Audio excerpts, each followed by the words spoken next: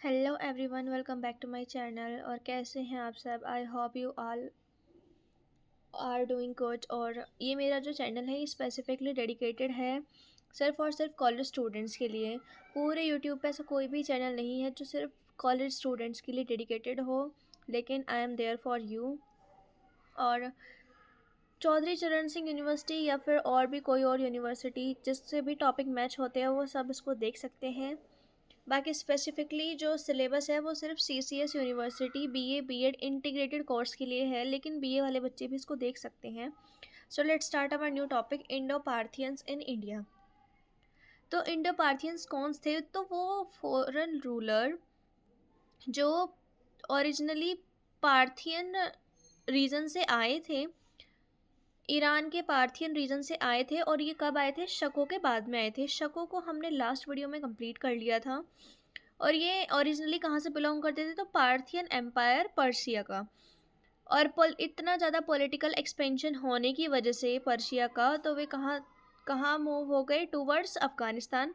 शक भी सबसे पहले अफ़गानिस्तान ही आए थे, उसके बाद में फिर नॉर्थ वेस्टर्न इंडिया में आए थे। और ये भी तो इंडो पार्थियंस वो रूलर कहाँ से आए? ईरान से आए। और कहाँ रूल किया? कुछ नॉर्थ वेस्ट इंडिया के कुछ पार्ट्स को उन्होंने रूल किया। और कब किया? Around first century. इंडिया कैसे आए वो? तो पार्थियंस पावरफुल थे ईरान में। शक कैसे थे? नोमैडिक ट्राइब थी, इतने पावरफुल नहीं थे, लेकिन जो पार्थियंस थे वो पावरफुल थे। कुछ पार्थियन चीफ ईस्टवर्ड चले गए और उन्होंने कैप्चर कर लिया टेरिटरीज जैसे कि अफगानिस्तान और पंजाब। और इन्होंने स्टैब्लिश कर लिया नॉर्थ वेस्ट इंडिया के ऊपर अपना रूल। सो हम ये सीक्वेंस रिमेंबर रखेंगे। पहले इंडो ग्रीक्स आए, फिर शक आए, फिर उसके बाद इंडो पार्थियंस आए। इंडो पार्थियंस हम आज कंप्लीट कर लेंगे और इंडो ग्रीक्स और शक हमने पहले कंप्लीट कर लिए थे। Most important Indo Parthian ruler कौन था? तो गोंडोफेरिस। ये हमारा most important Indo Parthian king है according to syllabus.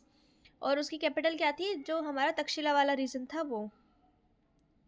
Takshashila Takshashila के कौन से प्रोफेसर जो है बहुत ही ज़्यादा फेमस थे? कमेंट करके बताना।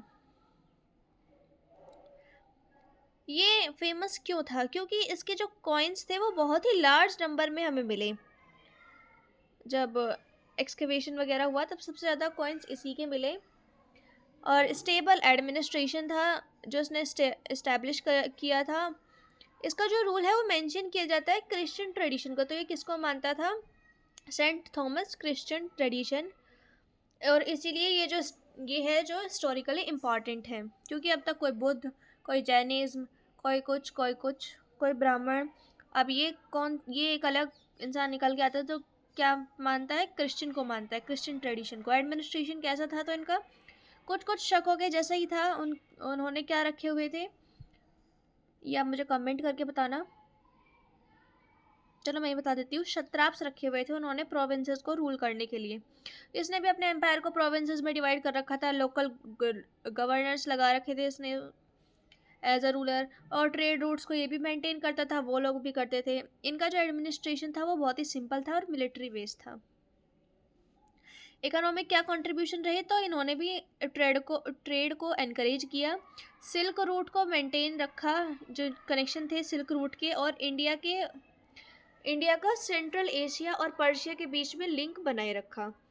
नए कॉइन्स इशू कर दिए, ये तो सबने ही किया है कमर्शियल यूज़ के लिए। और इम्पॉर्टेंट रोल प्ले किया इंटरनेशनल ट्रेड ग्रोथ में। कल्चर में क्या कंट्रीब्यूशन रहे? तो उन्होंने भी इंडिया लैंग्वेज स्टार्ट कर दी।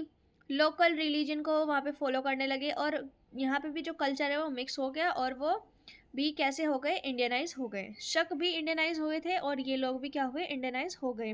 लेकिन जो ग्रीक पीपल थे वो वापस लौट गए थे, इसलिए इंडो इंडो लगा हुआ है इनके सामने। ग्रीक पीपल कुछ वापस लौट गए और कुछ यहीं रह गए। डेक्लाइन का क्या कॉज था? सब में एक ही कॉज, वीक सक्सेसर। अगर पेपर में किसी का भी ये पूछ ले कि बताइए क्या कि डेक्लाइन रहा, तो हम हर एक उसमें यूज़ कर सकते हैं कि वीक सक्सेसर रहा। राज्य के अंदर ही, एम्पायर के अंदर ही इंटरनल कॉन्फ्लिक्ट शुरू हो गए। और यहाँ पे जो मेन रीज़न है वो क्या है? Rise of Kushan. कुशानों का राइज होना यहाँ पे स्टार्ट हो गया, और मिड फर्स्ट सेंचुरी में जो इंडो पार्थियन पावर है वो डिक्लाइन हो गई, यानी कि तो एक सेंचुरी भी नहीं रुक पाए। हिस्टोरिकल क्या इंपॉर्टेंस रही, तो उन्होंने ट्रेड रूट्स को मेंटेन किया,